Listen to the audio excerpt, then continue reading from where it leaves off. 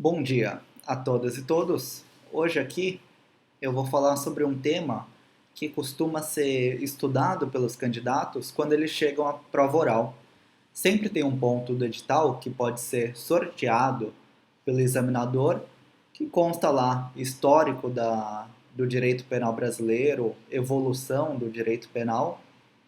E esse tema ele é pouco trazido pelos manuais, e quando os manuais retratam esse período histórico, eles fazem de forma muito sucinta, o que dificulta a compreensão e a fixação do candidato, principalmente quando ele se imagina em algumas semanas respondendo a uma pergunta vindo do examinador justamente sobre esse tema. Então, eu vou passar aqui noções gerais que o candidato vai conseguir responder de forma satisfatória qualquer pergunta de prova oral. É importante lembrar que esse período histórico do direito penal brasileiro ele é dividido em três fases: o período colonial, o período do Império e o período da República. Nem é tecnicamente correto denominar de direito penal brasileiro na época do período colonial. Por quê? Porque se aplicava o direito português. Então, nesse período inicial, o período colonial, com o descobrimento do Brasil em 1500, descobrimento, é claro, entre aspas aqui, vigorava as ordenações afonsinas de 1446, que foi o primeiro Código Europeu completo. As ordenações afonsinas elas foram então substituídas pelas ordenações manuelinas em 1521. Em 1569, por determinação do rei Dom Sebastião, houve uma compilação realizada por Duarte Nunes de Leão. Então, em 1569, houve essa compilação conhecida como Compilação de Dom Sebastião. Posteriormente, em 1603, estava em vigor as ordenações filipinas. Então, para recapitular, ordenações afonsinas, posteriormente ordenações manuelinas, a compilação de Dom Sebastião, em 1603, as ordenações filipinas, que no livro 5 ela estabelecia as normas penais. Vale lembrar que as ordenações filipinas eram caracterizadas pela previsão de severas punições, a pena de morte, sanções cruéis como o açoite e amputação eram previstas nessa legislação. O Código Filipino ele foi ratificado no Brasil em 1643 por Dom João VI e em 1823 por Dom Pedro I. Entretanto, na prática, era muito difícil a aplicação das ordenações filipinas no território nacional, face à extensão do Brasil. Então, esse período foi marcado pelo arbítrio dos donatários, que eles podiam instituir o direito a ser aplicado.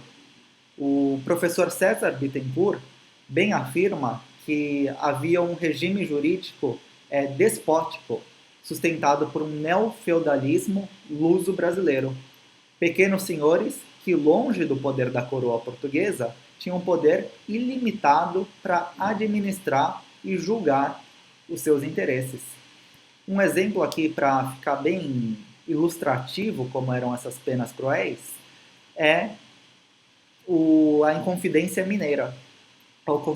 A Inconfidência Mineira se deu em 1789, porque nessa época houve uma decadência da extração de ouro em Minas Gerais.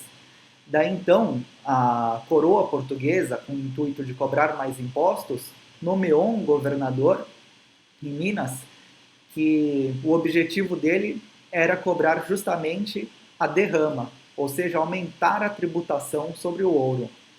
Essa tributação gerou uma insatisfação das elites E em 1789 houve essa Inconfidência Mineira, que nem chegou a se tornar uma revolução, um movimento de fato, porque as autoridades coloniais em Minas Gerais receberam notícias desse movimento.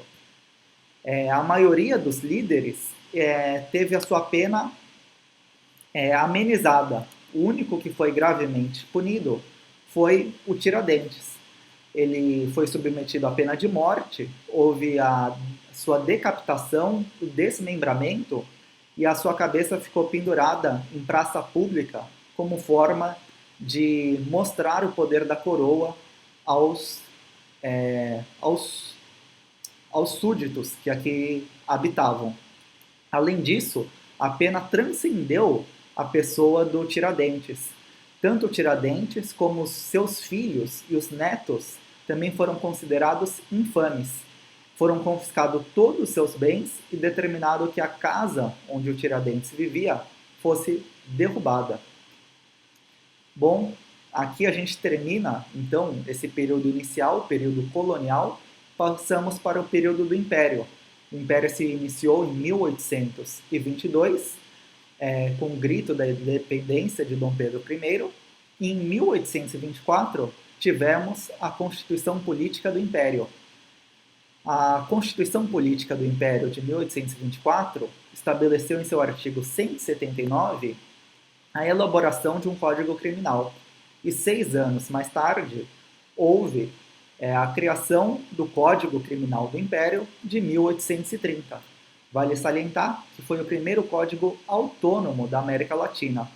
Ele se fundou nos ideais de Bentham, Beccaria e Melo Freire. Foi caracterizado por ser um direito penal protetivo e humanitário, na qual houve a individualização da pena, mas ainda aqui havia uma confusão entre o Estado e a religião, com a criminalização de ofensas à religião oficial do Estado. Esse código ele foi muito elogiado pela sua clareza, precisão, concisão e apuro técnico, tanto que influenciou o Código Penal Espanhol de 1848 e também o Código Português de 1852. Código Penal, o Código Criminal do Império é de 1830 e é bom sempre lembrar que o Código de Processo Criminal é de 1832.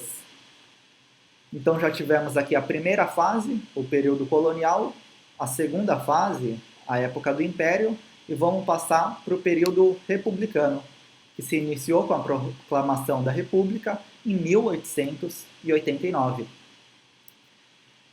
Vale lembrar aqui um fato até curioso, no ano seguinte houve a criação do Código Penal de 1890.